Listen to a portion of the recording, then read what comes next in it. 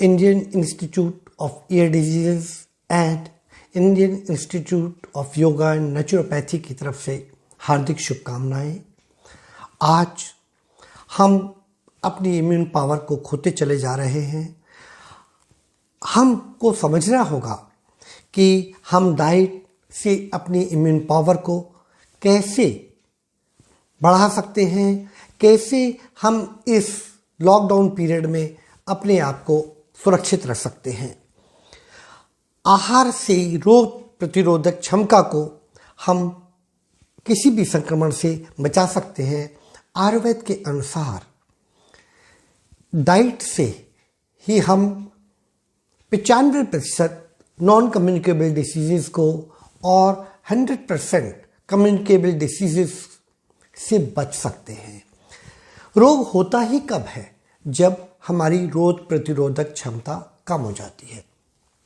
एक घर में 5 लोग रहते हैं और 5 में से एक को डेंगू का या मलेरिया का होता है, बाकी 4 को नहीं होता है। मच्छर 5 को काटता है, परंतु केवल एक ही संक्रमित होता है। क्यों? क्योंकि उसकी इम्यून पावर कम होती है।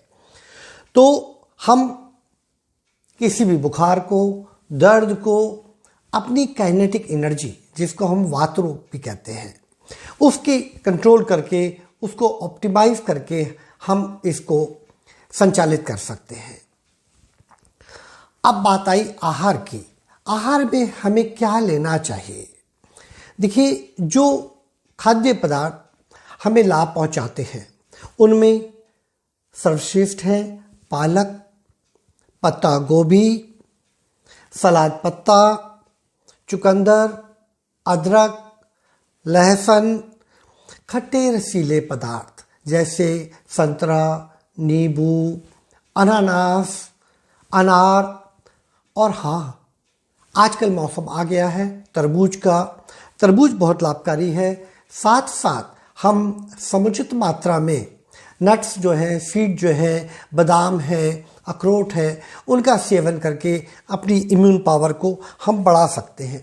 एक बात और भी बताना चाहूँगा, ये जो सारे फल और सब्जियां मैंने बताई हैं ना, इनमें अधिकांश जो है शरीर को क्षारीय बनाती है, और जब शरीर क्षारीय या एल्कलाइन हो जाता है तो उसकी ऑटोमेटिकली रोग प्रतिरोधक क्षमता बढ़ जाती है।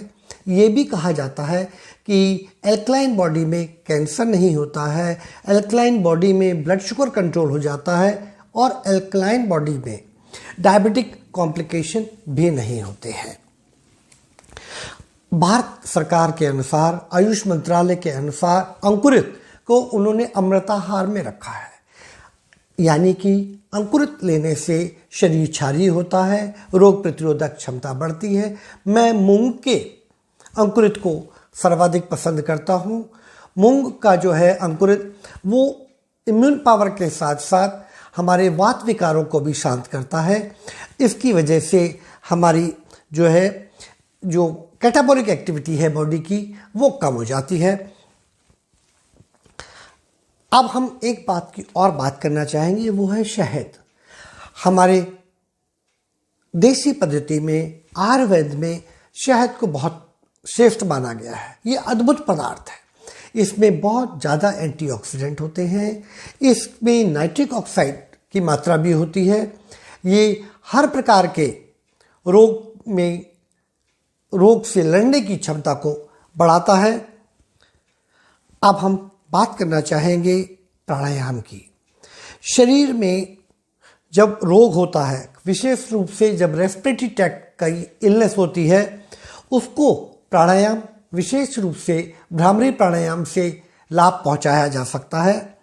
प्राणायाम में क्या करना होता है?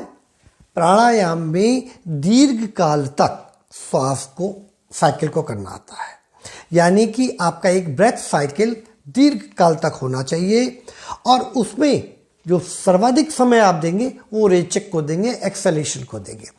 1 यूनिट हमारा इंस्पिरेशन होगा, 2 यूनिट से 4 यूनिट ब्रेथ होल्डिंग होगा, और 2 यूनिट हमारा एक्सलेशन टाइम होगा। और इसमें भी हमें एक बात का और विशेष ध्यान रखना होगा, जब हम श्वास भरेंगे ना, तो हम मुस्कुराते हुए भरेंगे, आनंदित होंगे, कोई तनाव हमारे चेहरे पर नहीं होगा और सांस केवल हम पेट में भरेंगे। देखिए मैं एक बार लेके दिखाता हूँ। कंधा ऊपर नहीं जाएगा, छाती नहीं फूलेगी, चेहरे पे मुस्कुराहट रहेगी, आनंद रहेगा और इसको आप आनंद के साथ करें। अंत में मैं एक बात कहना चाहूँगा, आयुर्वेद के अनुसार एक बार आप खाद्य पदार्थ लें तो 3 घंटे से 4 घंटे तक पुनः कोई पदार्थ का सेवन न करें। 45 मिनट तक खाने के बाद पानी ना पिएं और 6 से 8 गिलास प्रतिदिन गुनगुना पानी लें और 32 बार खाने को चबाएं।